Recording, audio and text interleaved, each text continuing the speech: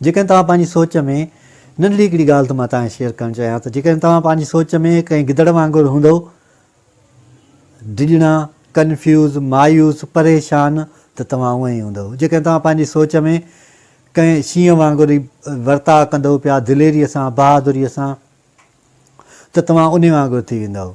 यानी तव्हांजी सोच जो अमल दख़ल तव्हांजे समूरे किरदार ते पवंदो आहे। तव्हां जहिड़े नमूने सां सोचींदा आहियो ओड़ा ई थी वेंदा आहियो। छो जो सोच लाइ त ईअं चयो वेंदो आहे त जेको माण्हू पंहिंजी सोच खे साफ़ु रखे थो, पंहिंजी सोच खे मुकमल तौर ते पॉज़िटिव रखे थो, त हुनजी ज़िंदगीअ में बि तब्दीली अचणु शुरू थी वेंदी आहे।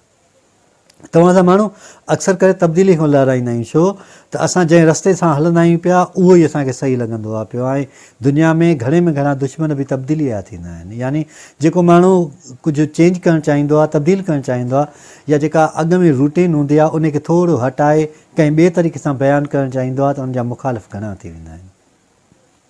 तव्हां ॾिठो हूंदो त सवाइ मुनाफ़िक़ जे उनजा को बि मुखालिफ़ न हूंदो आहे। जेकॾहिं को माण्हू तव्हां ॾिसो त दोस्तनि में बि साॻियो ई मक़बूल आहे ऐं दुश्मननि में बि साॻियो ई मक़बूल ऐं मशहूरु आहे, त पक सम्झो मुनाफ़िक़ आहे।